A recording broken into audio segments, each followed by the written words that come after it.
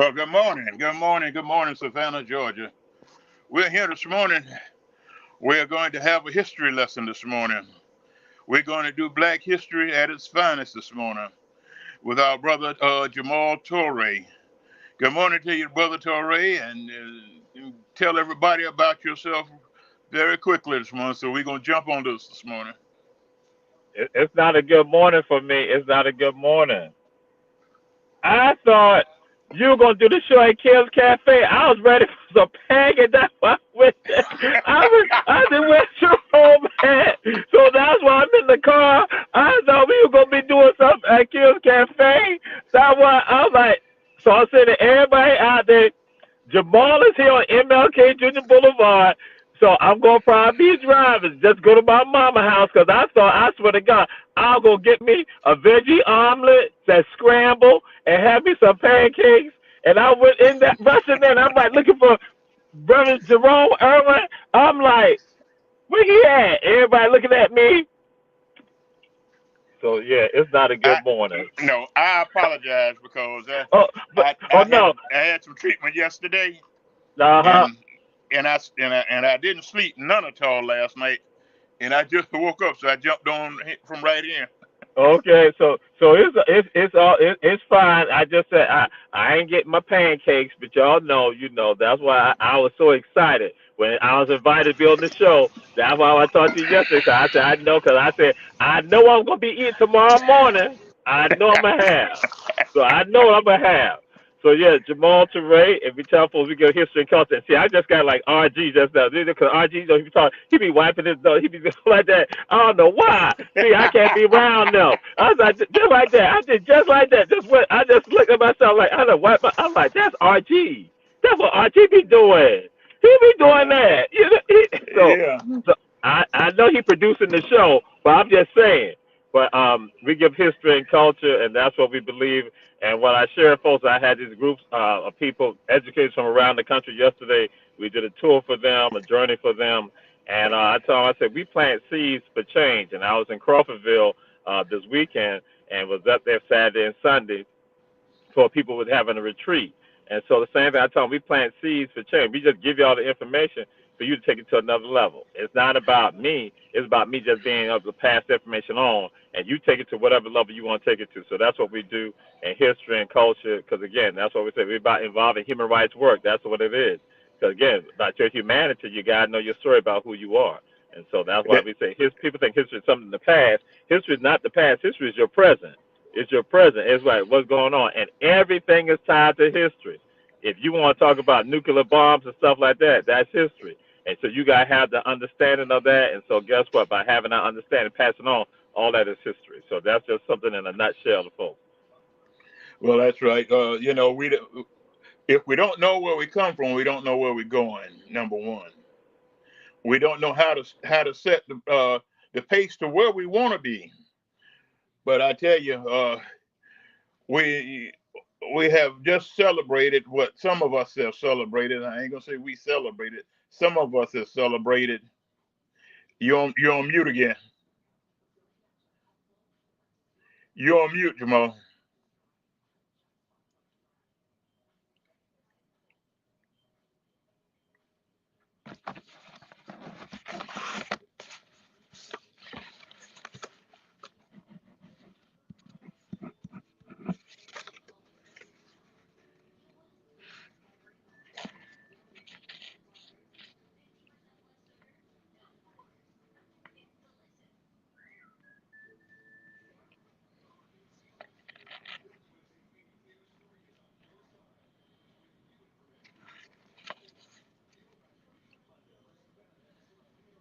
You're on mute. You're on mute.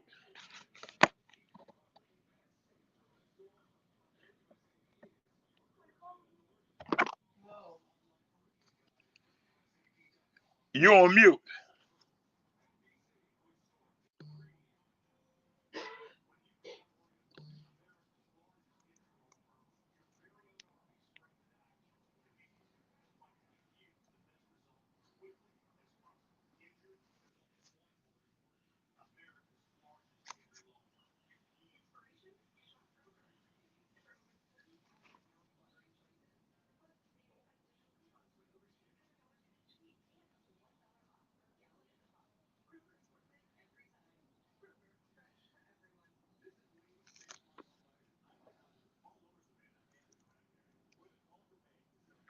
We're having just a bit of technical difficulties, but we'll be right back with you.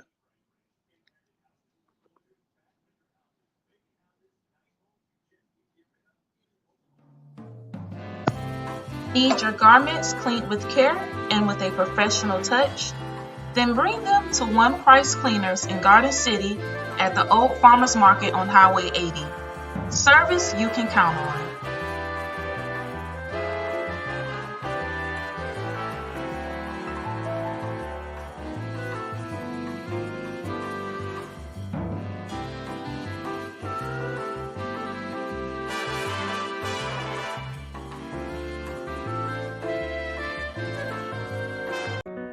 I'm Patty Hewitt, and I'm worried about our future.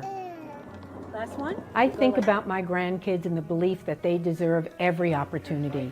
And what you deserve, what coastal Georgia deserves, is someone who cares more about their community than about corporate profits and big pharma. I'll see you later. All right, thank you. Small business owners and hardworking Georgians are the heart of our community. Have a good day. Not CEOs, not lobbyists, not shareholders. But who's taking care of them? It's time to ask yourself, what do you want from your government? This is our year to stand up against what we know is wrong. No more DC politicians invading our home life. No more racism that kills dreams and spreads violence. And no more corporate greed at the expense of workers' rights and our environment. So what would be the most meaningful help to you? I've spent the last 8 years working behind the scenes, mobilizing our communities for positive change. And while that is really important work, I can't stand by and allow the same tired politicians to run this country, the same ones who've neglected the real needs of Georgians. I'm ready to take our seat in Congress so I can fight for you and your families. I vote for you. Thank you, my darling. I love you. This isn't about party lines. This is about voting for a better future for more Georgians. Enough is enough.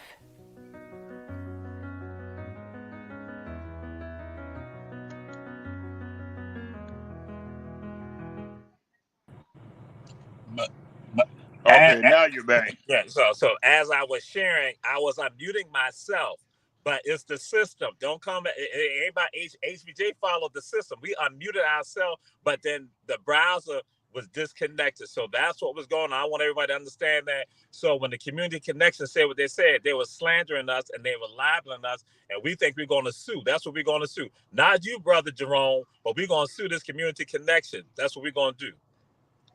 I hear you, my brother. Well, you know, they say that if we seek freedom, we have to do it spiritually. When we have been a spiritual people for many years, you have been a person who has been enlightened to be able to, given the grace, being able to follow and keep up with a history that nobody else like nobody else. So we want you to share some of the things about from the 4th of July on up to Juneteenth in your words. Okay. And so you said something, and I had to go back. I had to go back to something on last week. Last week, Can Park, Jackson Park neighborhood had a emergency community neighborhood association meeting, and we had various folks from law enforcement there. The chief of police was there. Gunther was right there, along with Assistant Chief Gavin, Captain Heron, and so other folks. And then Alderman Stella Shabazz. Shabazz was there also. She was the one who also put out a flyer with regards to that. And but people were thinking that was something done by all of them, when actually it was the people who rose up with regards to that. But somebody out there probably said, well, why are you saying all that right now? One of the things that happened, it came out of the neighborhood and came out of the people. But one of the people said something about, in this text thread that we're a part of, they said that we need to have a prayer vigil. We need to go and pray. So I didn't say in that group, I was going to say, we do pray. We pray all the time. That's what we all do. The time. We engage in prayer.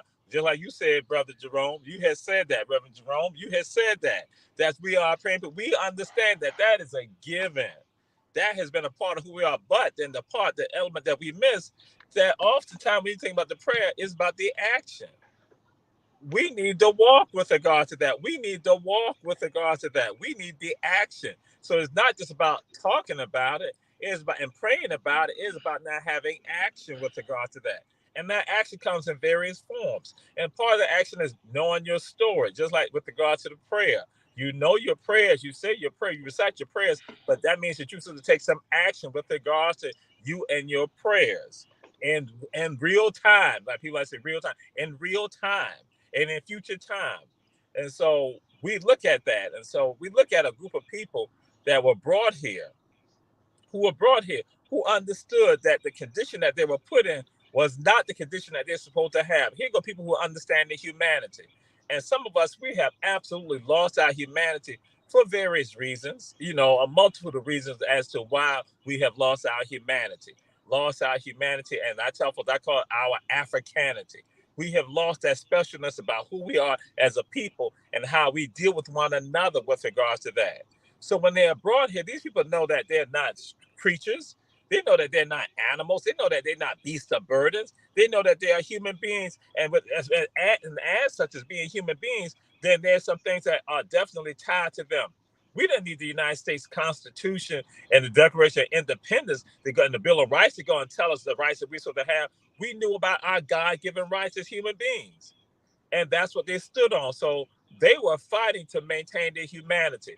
But what happened is that a diabolical system of oppression has been hitting African people for some 600 years now. From the 1400s up into the 2020s, it has been hitting us and has been destroying a part of some of our people. Yeah, destroying a part of some of our people. Like I say, not all of us, but a lot of us have been destroyed by the insanity and by the hatred that has been thrown on them like garbage and like feces and like urine, like they're nothing. So that's why when we talk about freedom, from the very moment that Black folks were brought here to the Americas, they have been seeking freedom. The first freedom fighters that we know of African people occur 1526. And they occur in this area that we know as Georgia and South Carolina.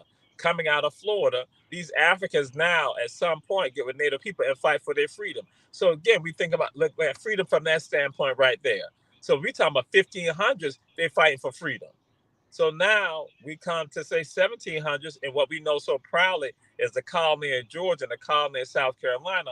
You have one of the greatest movements that basically begin to shed light on why they oppress us even today. And that's why, again, history. When you understand the dynamics of some of this, that I tell folks, when you understand the origins of it, you understand how it evolves. You know where it comes from. So in 1739, you have Africans who are having a march for freedom. 1739 in southern South Carolina, and they plan on basically freeing Africans in southern South Carolina, coastal Georgia, which is inclusive of what we are right now here in Savannah, and then going through coastal Georgia, then going down to Florida for freedom. That's what they're fighting, they're seeking it. But what happens for us that's tied to Savannah is that effort gets thwarted by somebody by the name of Colonel Bull, whom Bull Street in Savannah is named for. And I tell people, I say, if they had killed him, guess what? We would not be in this position right now because they were not able to kill him, so he was able to sound the alarm. So that was the effort of freedom right there. Then we look at coming to this thing that we call the American Revolution. And guess what? Black folks are also seeking freedom too, on both sides of this effort right here. But the side I'm going to go to is the side with regards to those who want this place to still remain a colony of the British. That is, again, part of our story here in Savannah, because you're going to see the pastors of First African Baptist Church, the First Bryan Baptist Church, Father George Lyle and Mother Hannah Lyle, his wife. They are also wanting freedom too, but not freedom for the United States, but freedom for them to be citizens of the British Empire, for them and their children not to be held in captivity.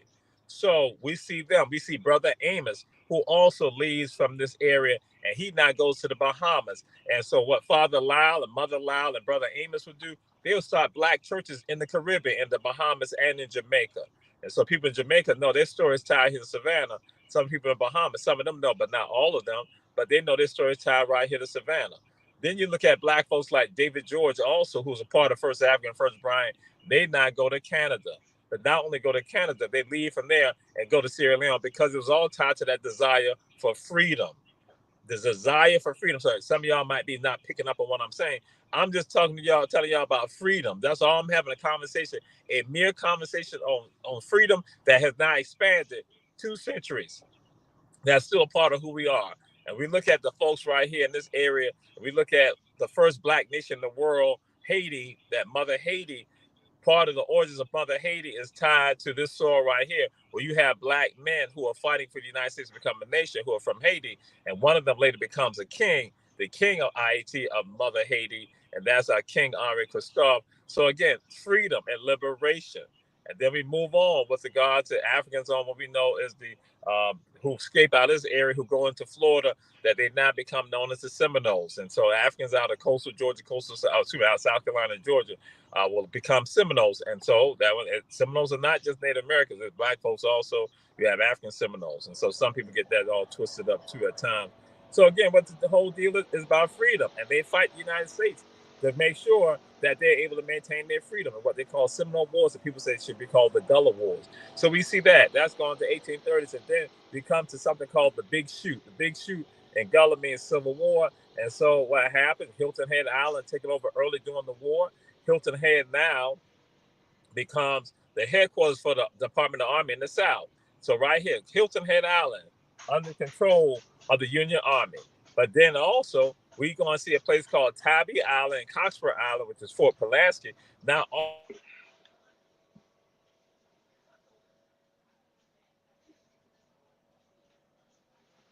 let's go to a quick break, and we'll be right back.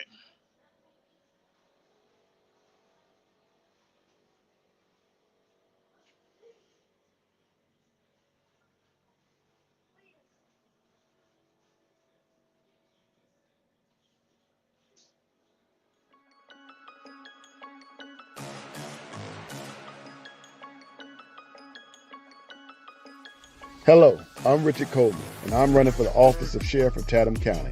And when I'm elected, I promise to inspect what I expect. Chatham County, it's time for a change, and that change is me, Richard Coleman.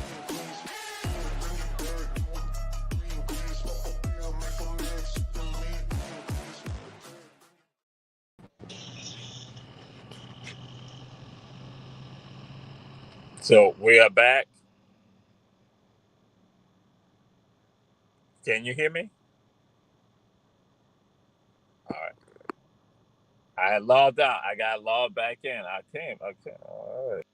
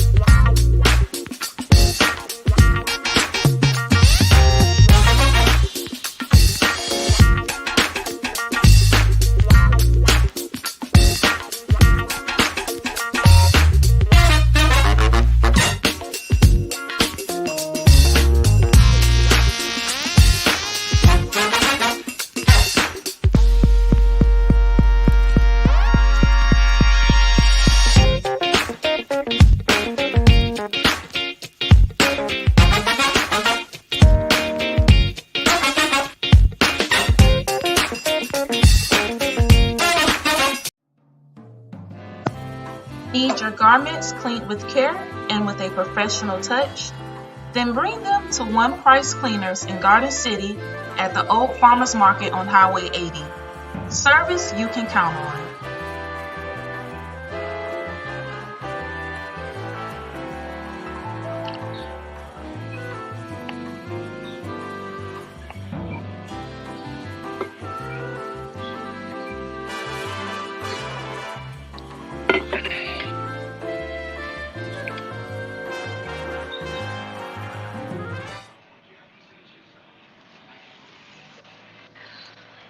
All right, we're back with you. We're trying to clear up some technical difficulties. We don't know what's going on, but we have some technical difficulties this morning. But we're gonna get this show.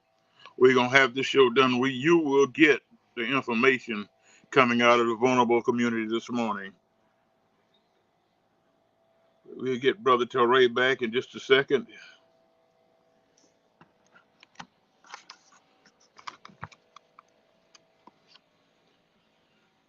Robert, can you come in?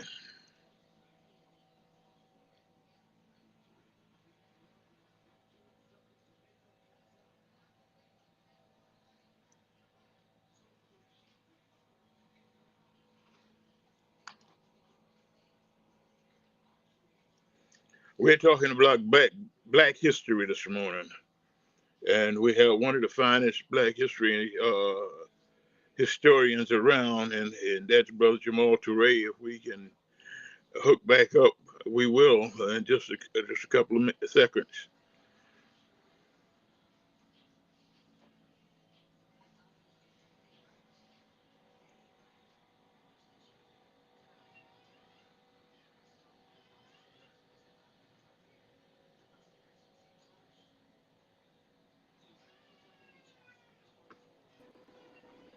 So I'm hoping that now the mic is picking up now. Yes. All right. So what the deal is, when a call comes in, I have to go and try to set it up for the focus to do not disturb. That knocks me out, and then when I have to come back in, then the streaming platform won't pick up the new mic. So that deal is.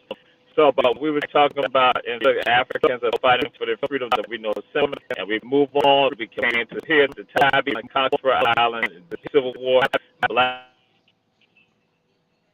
freedom. And so I'm going right there to this point because that's what I brought up to. It's sad that, again, well, I got to say it like this. Again, and some of y'all have heard me say, I got to put out my African verb. Our African proverb goes, a mosquito will not teach an elephant to be a fence. A mosquito teaches an elephant to be a mole. And here you go, elephants walking around trying to be mosquitoes. And that's no problem when we talk about the hunter will always be the hero until the lion has a historian. So black folks in particular are suffering with regard to Juneteenth. And one of the things Sam Carter, when I discussed some of this with him last month, he said the only thing the deal Texas just was loudest with regard to emancipation celebration. Right. So that's why people talk about Juneteenth. I tell folks here, Juneteenth doesn't want any because, and in fact, we celebrate in Georgia. In Georgia has the oldest emancipation celebration in the entire, and that is called May 29th. May 9th is celebrated in Thomaston, Jefferson County, Georgia. They started 1866. So that is the oldest celebration of emancipation of free in the entire country. And guess what? In Georgia, and do we even know about it? Now, some of y'all are saying that they say nothing about it. But guess what? That's why when I go and say how when you stop telling your how you got the hunter telling you your story, or the mosquitoes telling you who you are, guess what? Black folks in Georgia did May 29th. They went to Thomaston, Georgia. Something called the Central Georgia Railroad that was housed, that got started in Savannah.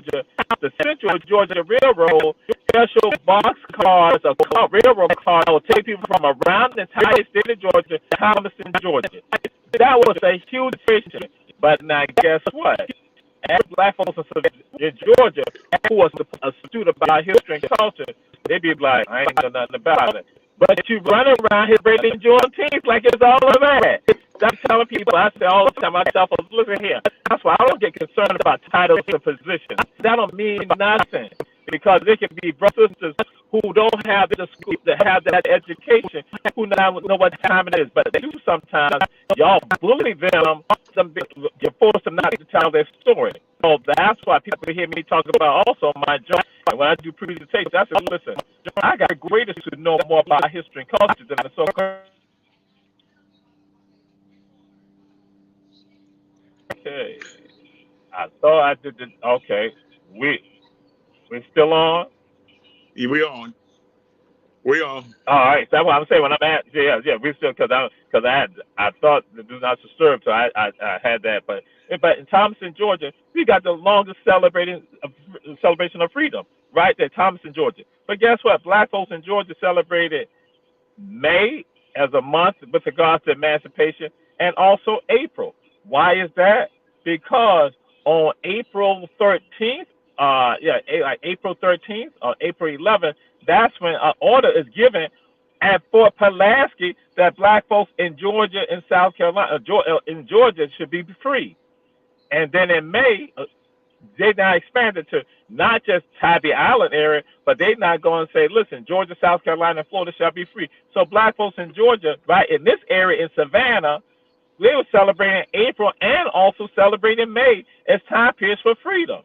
So how you like? I'm like, I tell folks, how do you get caught up because somebody else is doing that? Yes, the people in Texas did what they're supposed to do. People in Texas were celebrating who they are, celebrating their story. But then why does some of the rest of us not want to celebrate our story? Because we buy into all this madness. So and again, just to go and let y'all know, people like go and focus on this stuff about June 19th, where people finally found freedom. Guess what? In Kentucky and Tennessee, it didn't happen for them until August 1865. So how you all gonna say that June was they were the last ones? It was in August, and some of it went up to October and December 1865. So for them to officially have freedom. So again, that's why I'm like saying to folks like, yo, why we get caught? Because you know what that's about. Again, Texas, they allow, they put it out there, and they made sure it was known. They didn't shy away from it. But the rest of us shied away from it. So that's why I tell people about Juneteenth. I don't go and say Juneteenth if they were the last ones to know. So if you go look at it, and that's why I'm so stunned about this, that people in these other states like Kentucky, like Tennessee, like why they don't be as loud also to talk about this right here. So again, it's a system. So again, all of these emancipation celebrations, I tell folks, if you want to celebrate Juneteenth, go ahead and do that. That's cool. But also celebrate your own. Oh my God, Jamal, what did you talk about in the beginning? You talked about humanity. When I respect my humanity, I respect who I am and where I'm from. I like where I'm from, and I love where I'm from, and I acknowledge where I'm from, who helped make me who I am. But guess what? When you don't know who you are, you look away.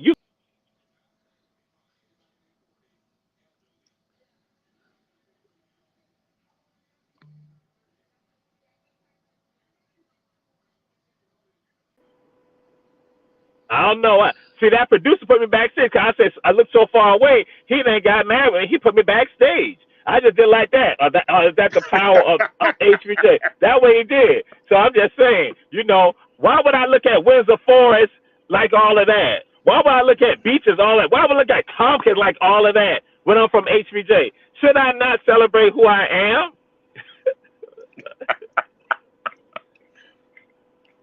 So, but here go these people in Texas celebrating who they are. And then black folks in Arkansas, Louisiana, Mississippi. In fact, Mississippi, I think they call it May 9th Day, May 9th. So, something like that. So again, and here go people in South Carolina, North Carolina, and in South Carolina, they celebrate January 1st, just like North Carolina did. North Carolina did January 1st also. So, and in Savannah, Georgia, we do Emancipation Day here in Savannah, Georgia. And Reverend Jerome Irwin participates in it at times because he's a minister, because the ministers get together, but get people not realizing that, again, this is part of the time that people were celebrating emancipation. But then in Georgia, like I said, we did April and May also. And then you go to Florida. Florida got like May 20th. So all these celebrations, people celebrating who they are. And so now I throw it out there and say, when are we going to reclaim our story? You can't get mad with young people and the children if they don't know their story, if the elders and the adults are not telling them their story. And now I'm throwing it out there now. I'm going to hurt some people feeling about this, and people that talk about young people and stuff like that, and then they want to include young adults in it, like they don't have no understanding. I'm like, listen here, the young adults also are responsible for this. So don't go and think it's just merely the elders. And when I say adults, I'm talking about people in their 50s, 40s, 60s, like that. I'm talking people in their 20s. Once you are 21 years old, 25 years old, you got some information too that you are not using also that then harms young people. So that when I talk about young people, I'm talking about children. I'm talking about minors. That's what I'm talking about, the young people. I'm not talking about no adults that are in their 20s who got the right to vote and all the other stuff like that and got the right to drink alcohol, all that. I'm not talking about y'all. I include them in the whole adult game too. Now, some of y'all may not do that because somebody say, well, they're 28 years old, such and so. I'm like, and they got enough sense to know what's right and what's wrong. They got enough sense to understand. They know exactly what the deal is. So when they hear misinformation, they know whether to pass on that misinformation or not, or get rid of that misinformation. When they choose to pass it on, guess what? So I'm saying right now, so if the adults and the elders are not telling the young people, that is the minors, about who they are, guess what? Then you can't blame them. You got to look at yourself. And so that's right now. We talk about Juneteenth and all of that, and we talk about these celebrations, but we don't celebrate who we are. And so, of course, Frederick Douglass came up with his speech that he addressed people like on July 5th, and with he talked about, what does to the Negro, what does the 4th of July mean to the Negro? Because, again, you're looking at captivity, and just like Reverend Jerome, you like said to me, like, yeah, July 5th. And, Frederick Douglass brings that up. Like, what does it mean to us, to our ancestors when they held in captivity? But it also goes to show the hypocrisy. And so now, since you all got me on this thing with regards to talking about freedom, guess what? When we talk about this freedom now goes to who we are today, right now.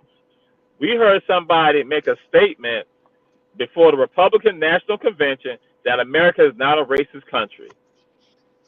That is absolutely shameful and disrespectful to the legacy of African people here.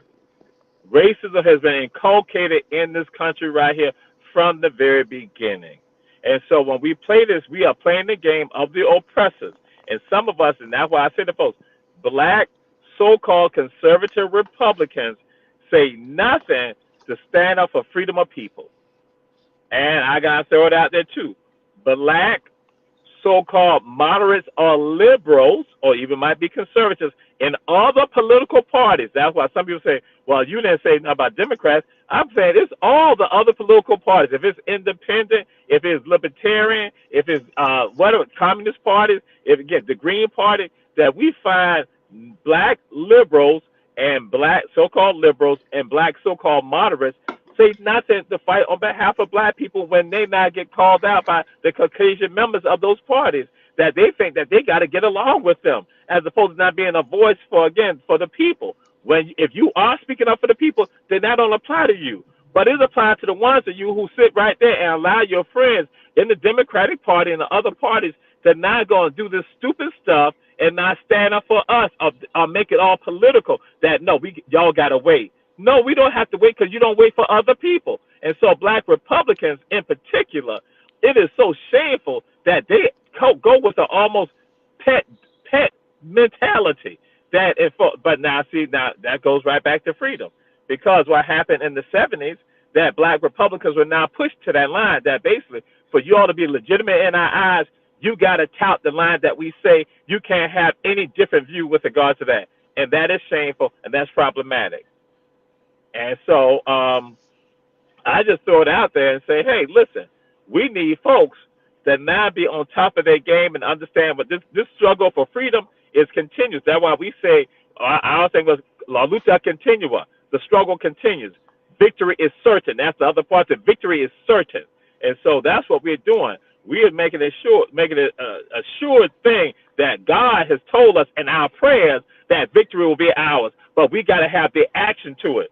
See, some of y'all ain't know I'm going to tie back into that. That's why it ain't about me just praying. It's about me not taking the action and then knowing the story, as you were saying, my brother, that put it on out there. That again, when we talk about freedom, that our freedom is not something just for today.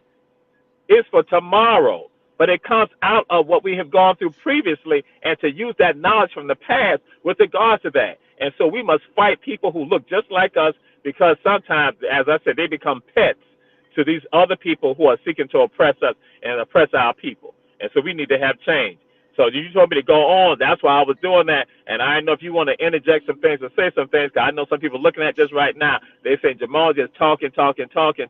He won't let Jerome get a word in, because I know how some of these Tompkins High people are. I know how some of these Windsor Forest people are. I know how some of these Richard Arnold people are. Some of these Saul C. Johnson people, these Savannah High people, these Beach people, these Groves people. I know how some of them are. And now I got somebody coming at me talk about, y'all don't say nothing about St. Pius. I say, folks say something about St. Pius. You got people look at the show who went to St. Pius, but it's on them to say something. See there? That goes right back to it. And I had to jump at her on last Thursday about that. I had to let Louise Franklin know. Don't be coming at me about that. If y'all ain't a certain y'all St. Piousness, then don't be coming at me. Yeah. So I say something about St. Pius right now. Well, I tell you, Brother Terrell, we needed to hear what was said this morning. You see, some people don't believe in expounding on the truth. And I know that you are one of the people that will expound on the truth, and you tell the truth. And, you know, I've been a person that I seek information. But a lot of us don't seek information. A lot of us will sit back and rely on what somebody else tells us, and that is a big downfall. I was so mad the other day, a few months ago. I was out there doing voter registration, and the guy told me, he said, "Well, I asked him, I said, are you registered voter?" He said, "No, my boss says I don't need to vote," and all I could do was put my hand in my pocket, because you know what was about to happen. But you know, in this day and age, somebody telling you, "My boss says I don't need to vote," that was shameful. His boss ain't got his best interest at heart. That's what his boss wants, to always be his boss and not have him as an equal. That's one of the That's things I right. tell folks.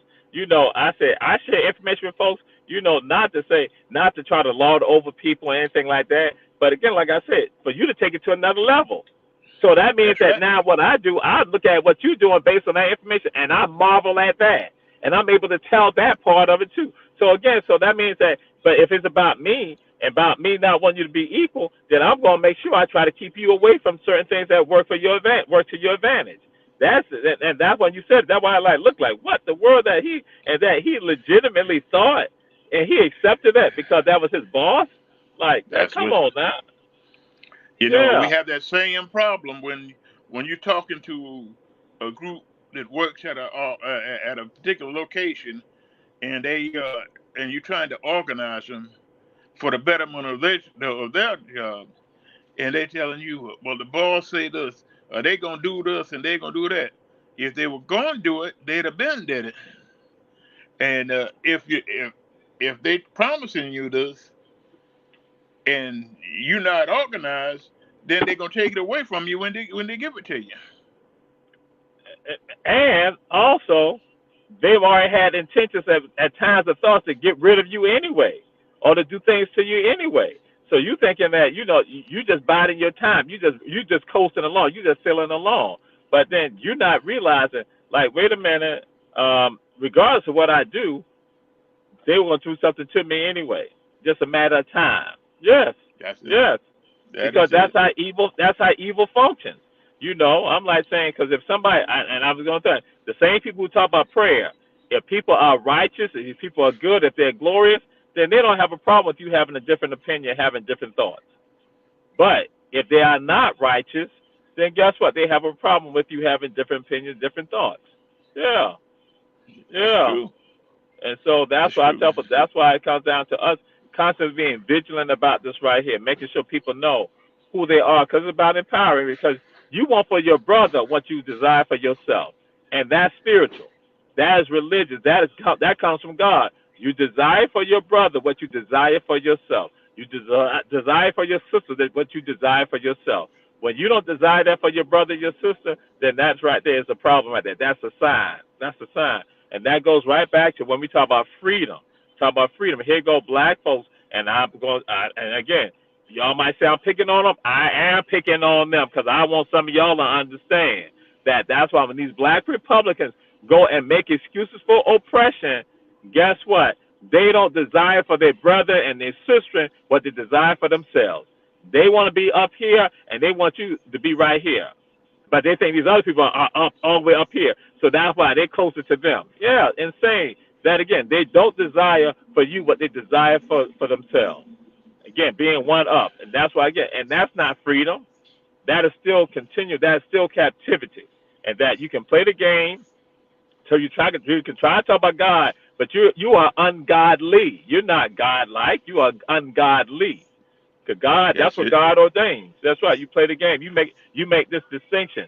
You know, you make this separation. You know, you play you play a mental twister. That's what you do. You know, Brother Teray, with the history of Savannah, a lot of our young folk don't realize they're right down on the foot of what is that, Bay and Price Street. Where I know you know where the tunnels used to be down there. That they closed the tunnels up. That they brought our people in on the ships and brought them in and carried them through the tunnels, and they don't realize that. Well, I'm gonna say this that I don't even have to go to that stuff right there. This stuff was open and notorious. They sold people right on River Street. As soon as they got them, they sold them right there on River Street. And so now, oh my God, I just did that RG thing again. Oh my God, I did that Windsor Forest thing. I just did my note. Oh my God, what is this? I can't be a part of this no more. I'm like, I hit my nose. Like, I'm about to make a point. I got to hit my nose. Oh my God, Jesus. But anyway, that this thing. ATR Media Group, we're going to get you off of the slander. But ATR Media Group and others, that this stuff is open and notorious. It wasn't like, you know, because people like talk about the tunnels and stuff like that. I'm like, yo, they sold black folks right on the, as soon as they banned, they brought them, they sold right there. That's right. So they saw right there. It's all right there, right in the front. They ain't got to go nowhere. But then also now go and talk about, you know, and some of y'all heard me talk about this, you know, but some people have not, so I'll let y'all know. But you had the March, M-A-R-T, March. They had Negro March here. But don't think it's just Savannah with Negro March. They had Negro March around the entire United States. They had a Negro March in New York City. So again, that's why I'm like saying, but we get caught up. That's why I say, I don't try to mystify none of this right here. I'm like, but how many of y'all know where the Negro March are? And those buildings are right there in your face. You got them right there. You got them right there in City Market. You got Negro March right there in City Market. March, where they want this. So all that right there. And then you got Tanji's Tavern across the street where they had yards and back. Yards. Just like you know about lumber yards. They had Negro yards where you stockpile Negroes. People look at me like, well, I said, yeah, you stockpile Negroes. But that's on Bay Lane. So that, and the structures, those sites are still right there. But guess what? We don't even talk about that. That's why I say I go to, and people know, like I had, the people, like I said, I had on yesterday, bam, I hit them right in their face with the stuff right in their faces. And they're looking at me like, and you trying to tell us that people in Savannah don't know this? I say, right. You see how insane it is? That's why I say, y'all know more about here than the people who live all their lives know who died here. So right there, the stuff is all in our faces, and we acting fool. Because guess what? All we doing is just praying, and we ain't looking and taking no action. That's why I go and say, yo, check this out. When you know this stuff, you ain't even got to make no stuff up. Your history is so great, and it's so voluminous that the stuff, when you hear the realness of it, you start saying, wow. And that was tied to also, when you talk the same thing about freedom, that can you imagine these folks being brought here who understand that they're human beings and not people trying to reduce them down to what we see today? and because how some people function right now. That's going to go through. And so I'm going to throw it out there again. The black Republicans, the black Democrats, Libertarians, Independents, Green Party, whatever party, Communist Party, Marxist Party, Leninist Party, whatever you are part of, moderates and liberals within those parties, and you don't stand up for black folks, guess what? That's what you are. You are the creature that they wanted. All of them are creatures that they want. Never being independent, never being about a luta continua, that the struggle continues and victory is certain, victory is ours. You don't even think like that. You think, I got to curry favor with them to get some crumbs. I get some crumbs, and that's better than the rest of the people who don't get no crumbs at all. And so we look at what's happening in Sudan right now. People, like when I was up in Lawrenceville, people asking questions. They said, we know that your hair, you got your hair dyed. We know that ain't fun about no beautification right there. I said, that's right. I said, we got black children that are in you talk about captivity. You got black children who are in mines right now, 4 years old, 5 years old, 6 years old, 7 years old, 8 years old, 10 years old, who the adults ain't doing nothing about in the United States. I'm talking black adults in the United States. Remember I talked about that 20 going on up. That's 20 right. up and 30, 40, 50, 60 ain't doing nothing for them. They in mines right now. They are starving right now.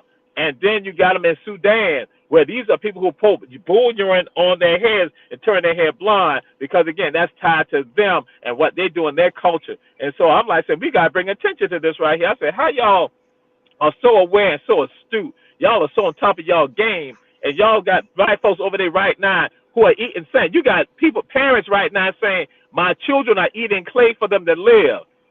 Again, people look just like me and you, Reverend Jerome, Brother Jerome, who look just like us. Their children are eating clay. And then let's not get into the sexual violence that has happened to the women and the girls over there also in the Sudan. It is a Holocaust happening, and nobody's saying nothing. That's why, again, when you are free, when you are a free man, a free woman of the city, you know how to respect your humanity and the people who look just like you. And so that goes right back to when we talk about Juneteenth. You know, other people, they tout their stuff. They put it out there. Texas did what they did.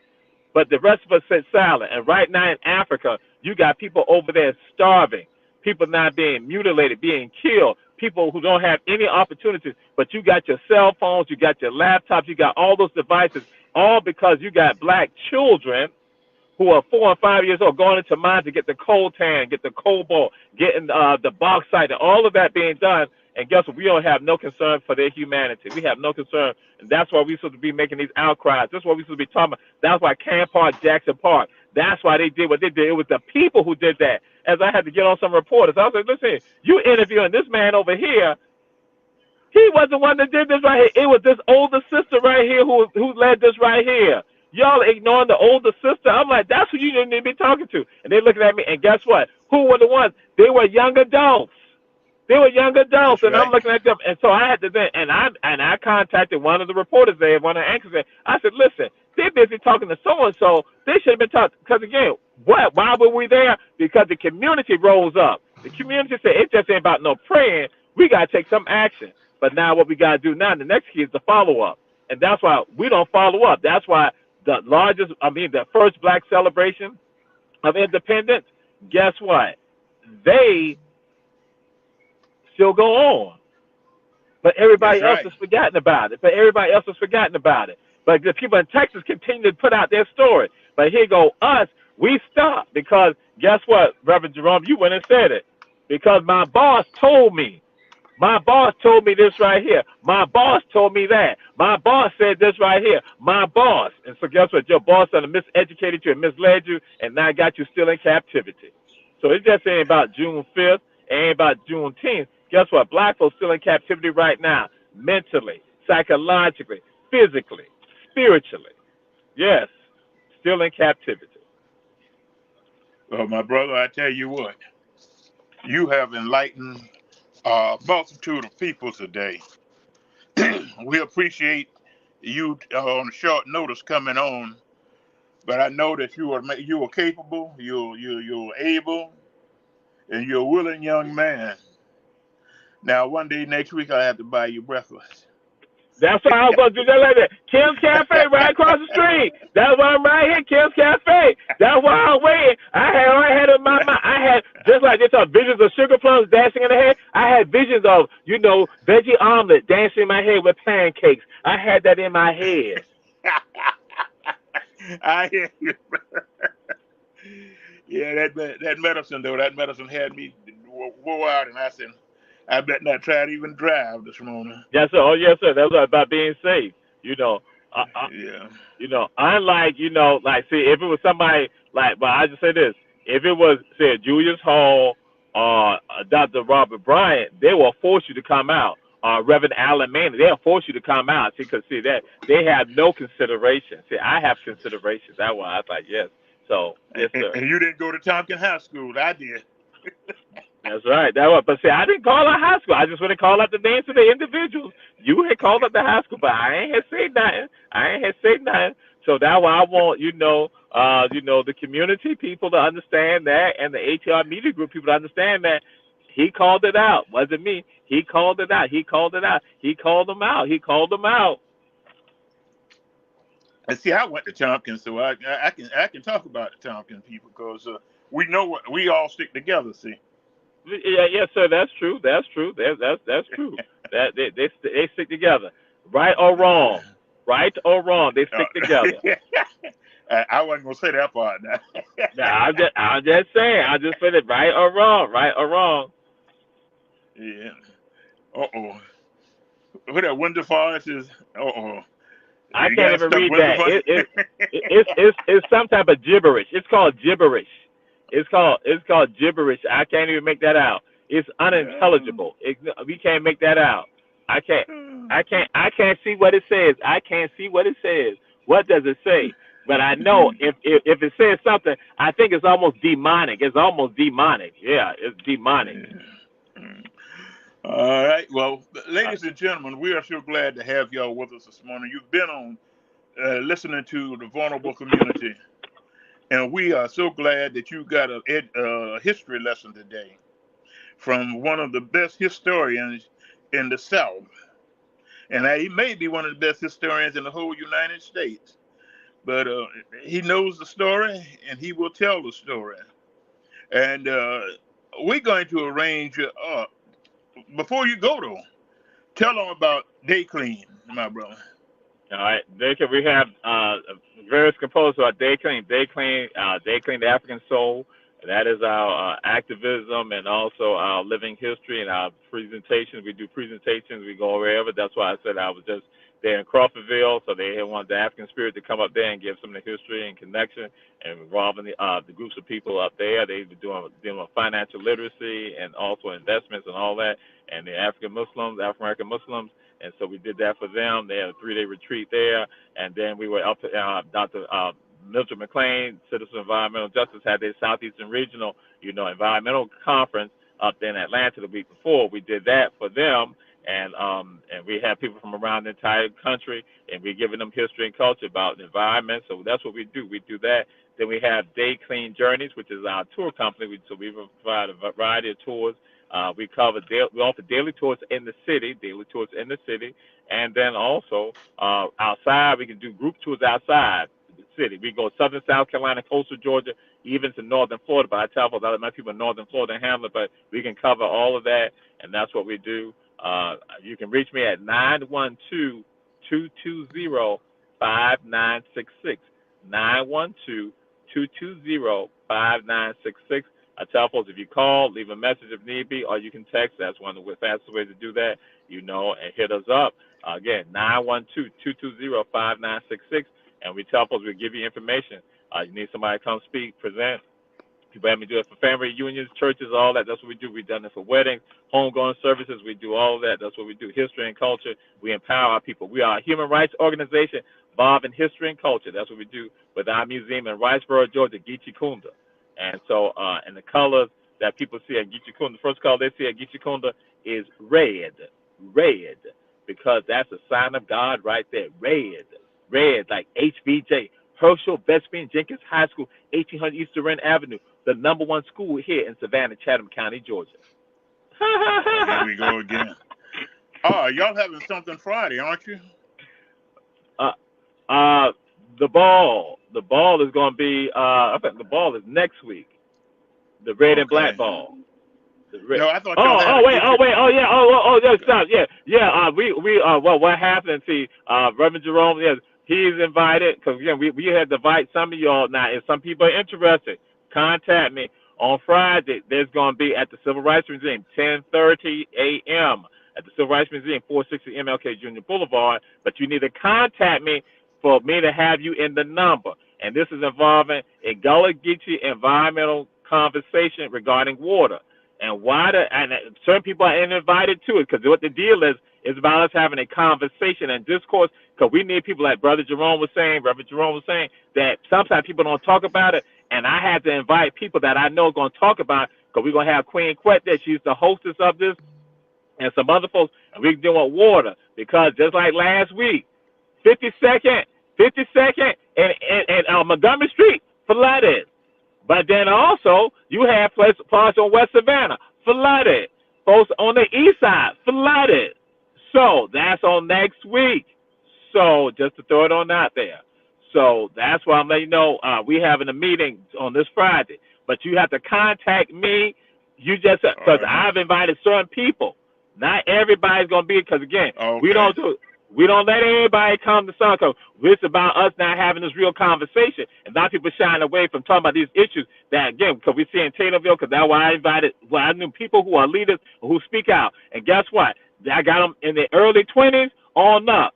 I invited folks, but that if they don't come, then guess what? We roll with it. All right, my brother. Well, we're going to roll out of here right now because our time is up. And we're going to see everybody next Tuesday at 10 o'clock. We'll be right back here bringing more important information. Thank you again, Brother Torrey. Thank you, Brother Robert, for producing this show for us. And we'll see all of y'all next week. And, until then, God bless and peace. And Dr.